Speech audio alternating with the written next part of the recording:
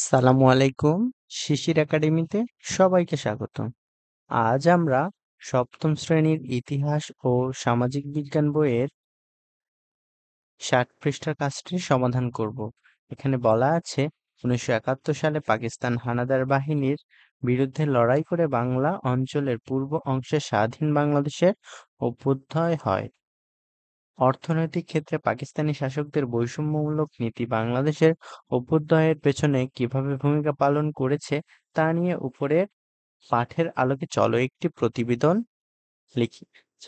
তো এখানে একটি প্রতিবেদন লিখতে বলা হয়েছে আর প্রতিবেদনের বিষয়টা দেওয়া আছে যে অর্থনৈতিক বৈষম্যমূলক নীতির কারণে বাংলাদেশের স্বাধীনতাটা কিভাবে ত্বরান্বিত হয়েছিল সেই বিষয়ের উপরে।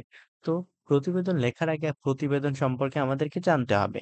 প্রতিবেদন মূলত লিখতে গেলে আমাদেরকে ৩টা বিষয়ের উপরে ফোকাস করতে হবে।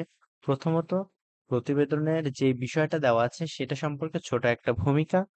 তারপরে দ্বিতীয়ত হচ্ছে মেইন বডি বা যেই টপিকটা দেওয়া আছে সেই টপিকের উপরে একটা বিশ্লেষণ বা একটা বর্ণনামূলক একটা লেখা লিখতে হবে। তারপরে একটা উপসংহার লিখতে হবে। তো প্রতিবেদন লেখার ক্ষেত্রে এই ৩টা জিনিস কিন্তু অবশ্যই লাগবে।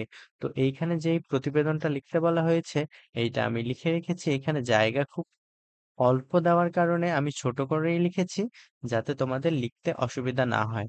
চলো প্রতিবেদনটি দেখা যাক। এইখানে ভূমিকা অংশে আমি দিলাম ১৯৭১ সালে পাকিস্তান হানাদার বাহিনীর বিরুদ্ধে সংগ্রাম করে স্বাধীন বাংলাদেশের অভ্যুদয়ের পেছনে বহু কারণ ছিল, যার মধ্যে অন্যতম ছিল পাকিস্তানি শাসকদের অর্থনৈতিক বৈষম্যমূলক নীতি। এইটা ভূমিকা পার্ট বলা যেতে পারে।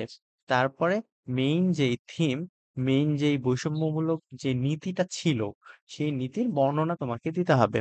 তো এখানে যেহেতু জায়গা কম আমি ছোট করে দেওয়ার চেষ্টা করেছি।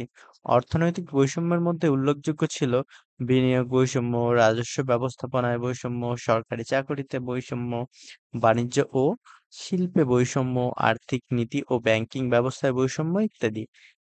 এমন বৈষম্য থেকে তৈরি হওয়া অর্থনৈতিক সমস্যা এবং উন্নয়ন বঞ্চনার কারণে পূর্ব পাকিস্তানের মানুষ ক্রমশ কেন্দ্রীয় সরকারের বিরুদ্ধে ক্ষোভ প্রকাশ করতে থাকে এবং তারা কেন্দ্রীয় সরকারের বা পশ্চিম পাকিস্তানের বিরুদ্ধে কিন্তু যুদ্ধ ঘোষণা করে এবং বাংলাদেশকে এভাবেই স্বাধীন করে।